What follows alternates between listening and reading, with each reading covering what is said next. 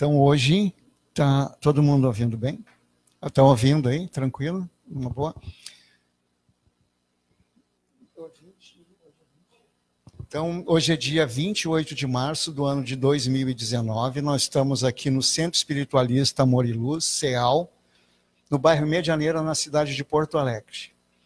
Agradecemos a presença de todos e vamos falar um pouquinho sobre programação reencarnatória família. Todo mundo aqui crê que fizemos uma programação reencarnatória antes de virmos para cá, de nascermos? Então, o que nos dizem os livros e os irmãos espirituais é que, antes de nós virmos para esse mundo material, cumprirmos mais uma experiência de vida, mais um desenvolvimento, chegarmos a mais um degrau em relação a Deus, subirmos mais um degrau, nós fizemos uma programação reencarnatória. Nós e um grupo de irmãos que conhecem a nossa vida, que gostam de nós, se reuniram conosco e fizeram uma abertura da nossa vida e determinaram como seria a nossa vida no planeta Terra. Teríamos resgates a fazer, teríamos não só, vamos dizer assim, karma, resgates, mas teríamos alguns benefícios, alguns bônus também nessa vida. A nossa altura, a nossa aparência física, o local onde nós nasceríamos, tudo isso foi programado. E as pessoas que iriam nos amorosamente receber, nosso pai e nossa mãe. Tudo foi programado. E o pai e mãe aceitaram nós chegarmos nessa família. Quando nós estamos solteiros, só fazer um pequeno parênteses. O Divaldo Franco diz que as reencarnações são por justiça, por resgates de uma série de coisas. São vários tipos de vida que nós vamos ter aqui. Umas mais fácil, outras um pouquinho mais difícil, mas tudo isso foi programado, nós aceitamos. Quando nós estamos solteiros, nós nos preocupamos só com a gente. Começamos a namorar. Casamos. Aí o nosso ego, que era só nosso, passa a ser dividido com uma segunda pessoa, ou esposa ou marido. Já começamos a nos expandir um pouquinho, porque não é só eu, tem mais alguém. Casamento vai tranquilo, que é um compromisso também espiritual, o casamento. Se der certo ou não der certo, é da gente. Como nada é por acaso, outras pessoas aparecem na nossa vida. Aí nós fizemos uma união, e dessa união geram-se frutos. 1, 2, 3, 10, não importa quantos. E à medida que nós temos os nossos filhos, nós vamos nos dividindo mais. Nós vamos pensando que temos que prover de amor, de bens materiais, que é a alimentação, e não é só nós, não vamos pensar somente na gente, vamos dividir com os nossos filhos esse amor. E o trabalho dos pais é da educação. E normalmente essa educação deveria ser baseado nas leis divinas, nos 10 mandamentos. E não importa qual religião, todas as religiões caminham para Deus. Não importa quais sejam, elas caminham para Deus.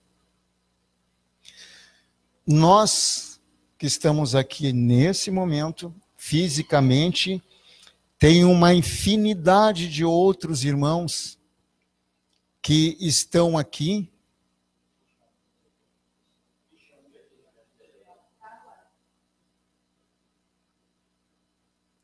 Aqui tem uma série de outros irmãos que nós não vemos, mas que também vêm aqui para aprender. Sempre é um aprendizado. A vida toda nossa é um aprendizado. Aí nós fizemos a nossa programação encarnatória e nascemos. Bonitinho, sorridente, alegria da família, vamos crescendo, mas nunca esquecermos que nós somos seres espirituais, a nossa essência é espiritual. Nós somos criados por Deus. Deus é espírito. Toda a nossa essência espiritual que estamos vivendo uma experiência na matéria, uma experiência física. E como Deus sabe do que nós precisamos, às vezes nós extrapolamos em só procurar bens materiais.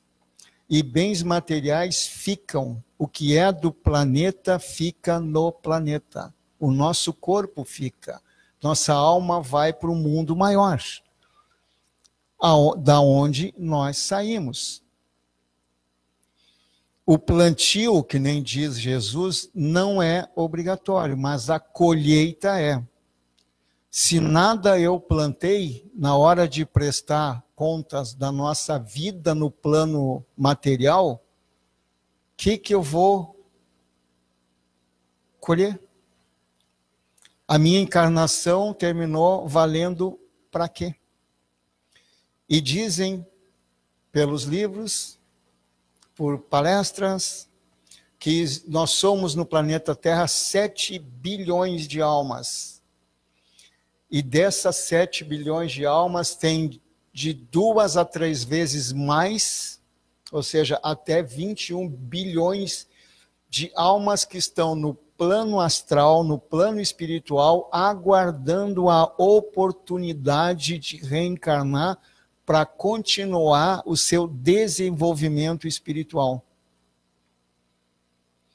Quando nós estamos no mundo maior, estamos lá resgatando as nossas falhas e, ao mesmo tempo, reprogramando o que nós vamos fazer num plano físico. Quando nós estamos no plano físico, esquecemos tudo que a gente programou. Tudinho. Alguns têm uma noções, às vezes uma intuição. Por isso que quantos de nós nasce com um dom de música, de poesia, de manuais, artes manuais? Outros nascem com um intelecto privilegiado, tanto é que a gente vê a humanidade, né? Einstein, Beethoven.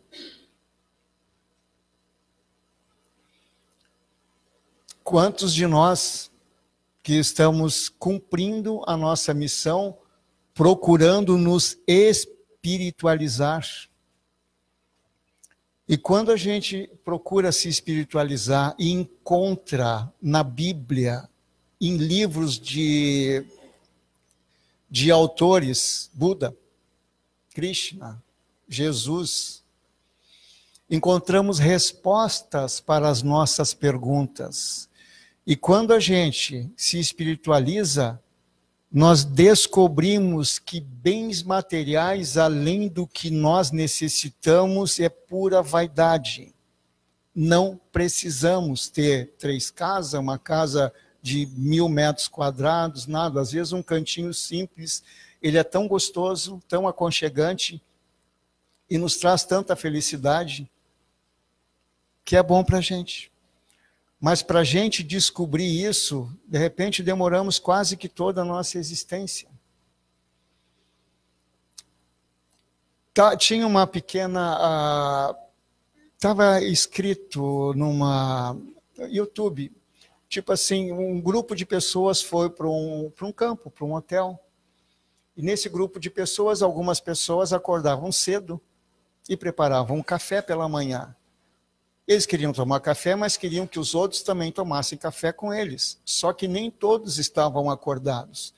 E alguns que foram acordados para tomar esse café se sentiram incomodados.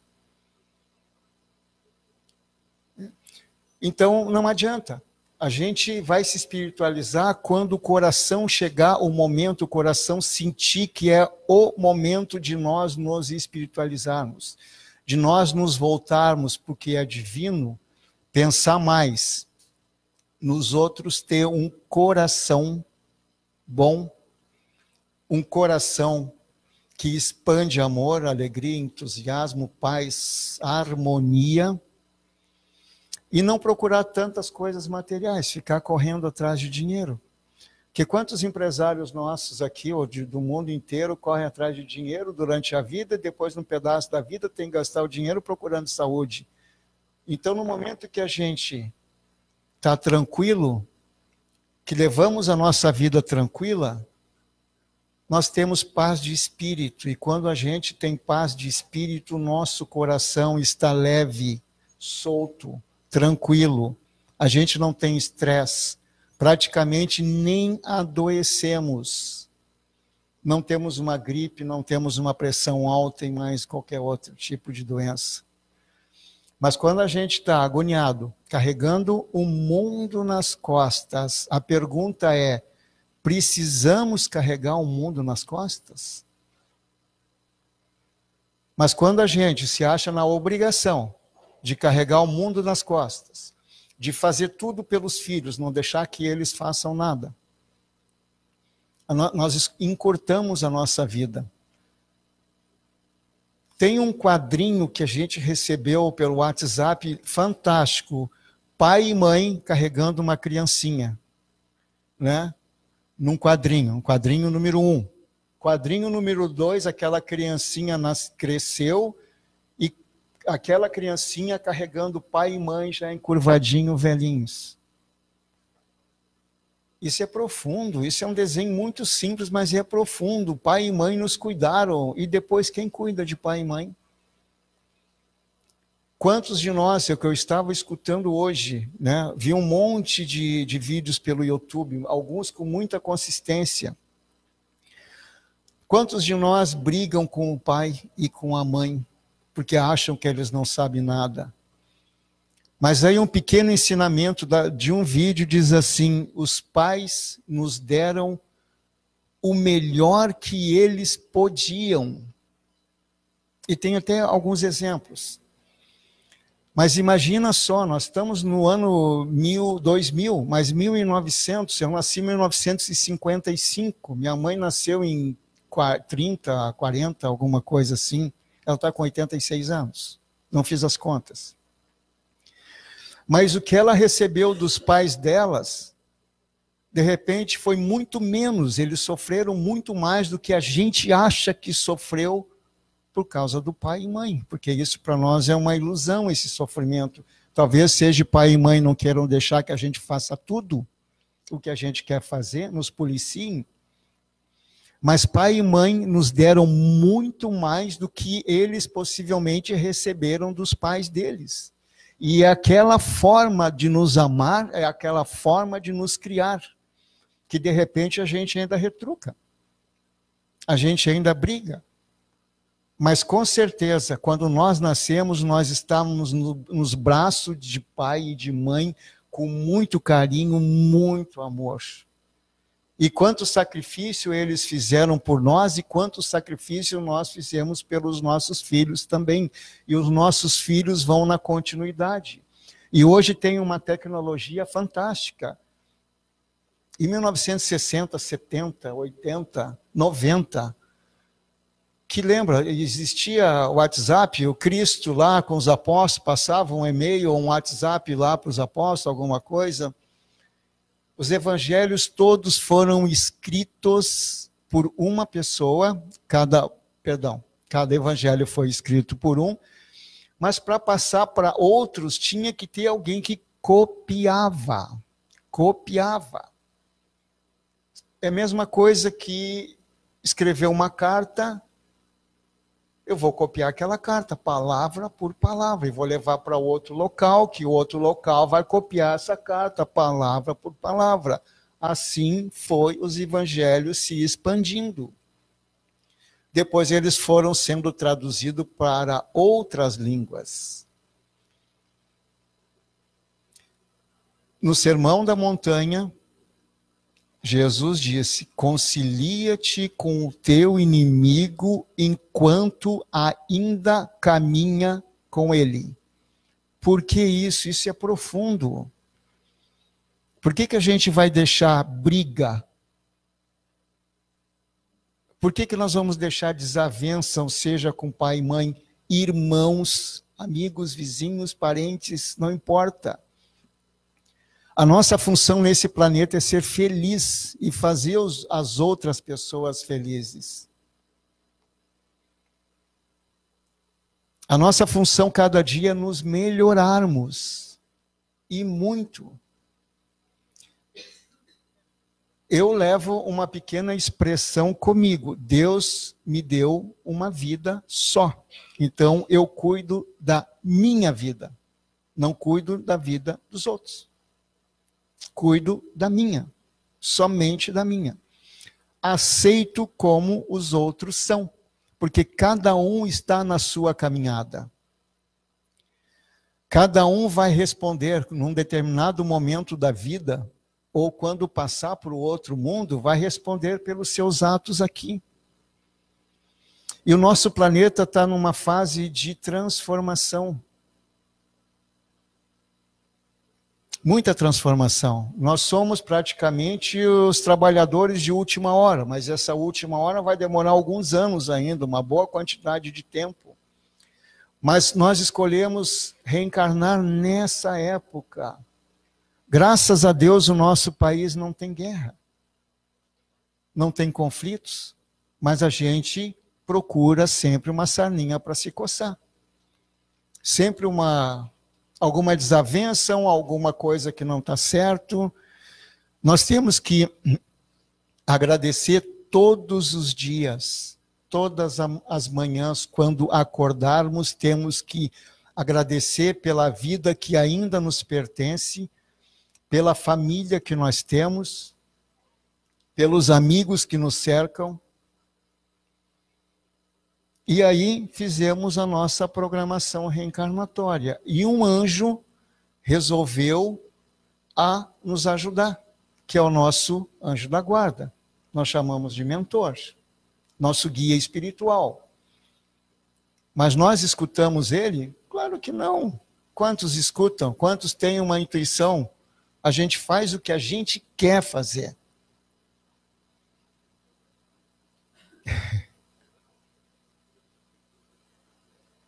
Mas o nosso anjo da guarda está aí para nos ajudar, para mostrar o caminho. É que nós caminhamos tipo assim numa rua, estamos na rua. O que nós enxergamos nessa caminhada na rua? A rua na nossa frente e os prédios, e vamos caminhando, vamos olhando, olhando, olhando. E o nosso anjo da guarda, o nosso mentor, ele está acima, ele está num helicóptero, olhando nós e vendo tudo ao redor. De repente ele diz, fulano ou fulana, não vá por aí. O caminho não é esse, mas a gente não escuta. Às vezes a gente, isso é, quando consegue escutar, não acredita. Isso é coisa da minha cabeça. Não é isso. Depois descobre que tomou decisões erradas.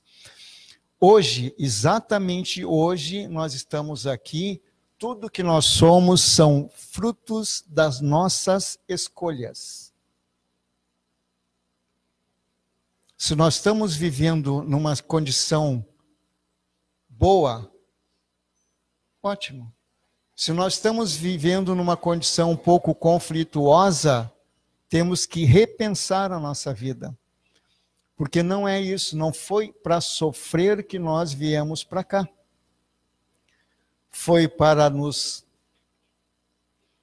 conciliarmos, foi para nos desenvolver, foi para nos espiritualizar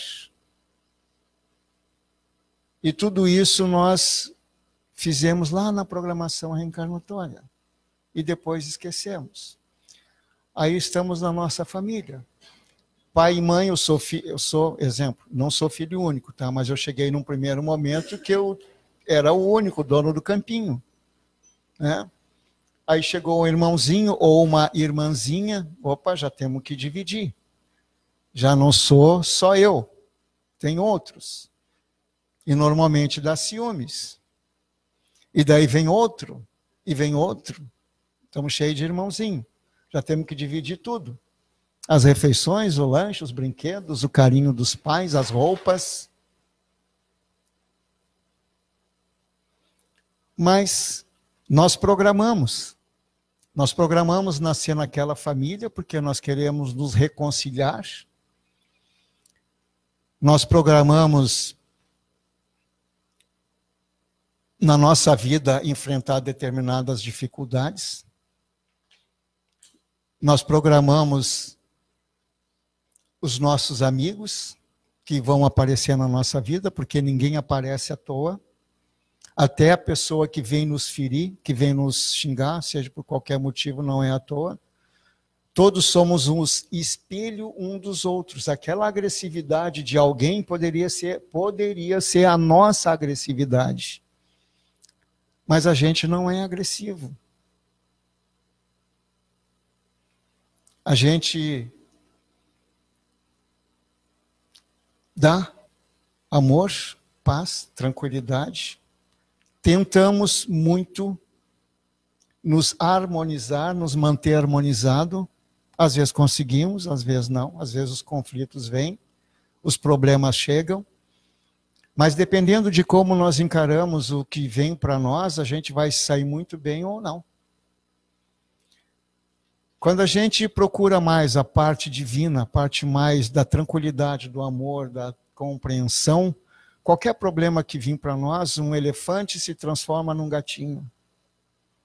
A gente consegue fazer com que aqueles monstrão se torne um monstrinho, uma coisinha de nada que tu consegue lidar facilmente.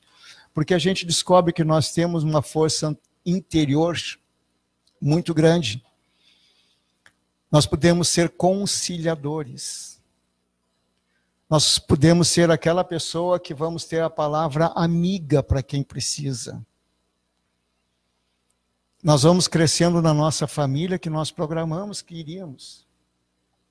Vamos nos desenvolvendo de filhos, nos transformamos em pais. Pais. Casei, vou ter meus filhos. Daqui a um tempo vamos ser avós, bisavós, e assim vai indo. Mas o nosso legado, quando nós procuramos a nossa parte espiritual, o nosso legado é de boas recordações de quem lembra de nós. O nosso legado é que deixamos aqui palavras amigas, boas ações. Que pai é exemplo para os filhos. O pai sendo, pai ou mãe, sendo tão bom ou não, mas para os filhos são heróis. São os exemplos a serem seguidos.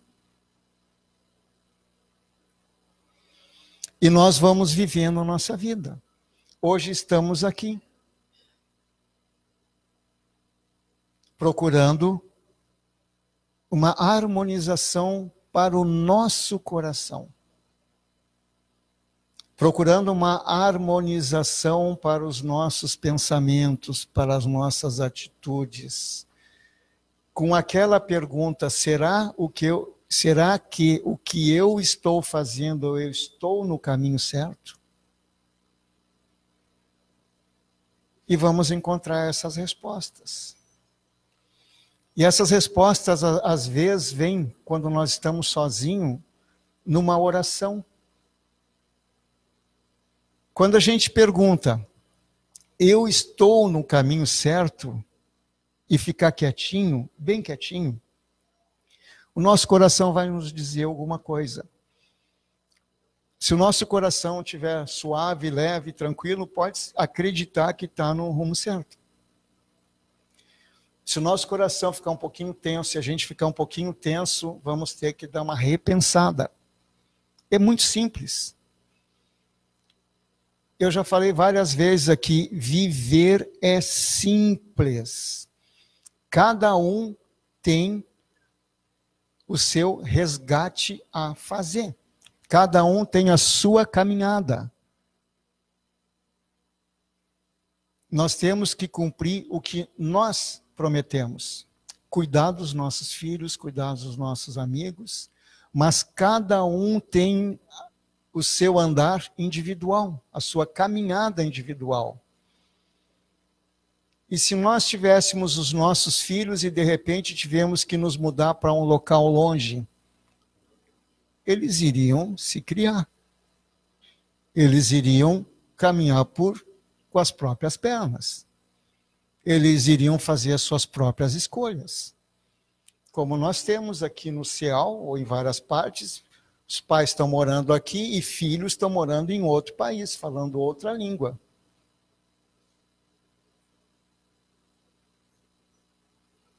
E de tempo em tempo o filho vem, ou o pai vai, ou o pai ou a mãe vai lá para visitá-los. E não é gostoso quando a gente encontra um amigo. Por que a gente às vezes se dá melhor com um amigo do que com um irmão? É. E não é gostoso a gente encontrar um amigo e dar um abraço, um amigo ou uma amiga, e dar um abraço. Aí não são duas pessoas físicas que se encontraram, foram duas almas que já se conheciam há muito tempo e que estão em comunhão novamente. Isso é bom, isso é uma troca positiva, isso só faz bem. Quando a gente namora, eu já falei isso algumas vezes, a gente não se sente bem, não se sente lá nas alturas, nas nuvens. Problemas quando a gente namora, que está apaixonado, não existe problema, é só rosas, é só alegria, a vida é colorida. Eu amo alguém, e esse alguém me faz feliz, então eu estou feliz todo santo dia, vou dormir feliz, acordo feliz, trabalho feliz, estudo feliz,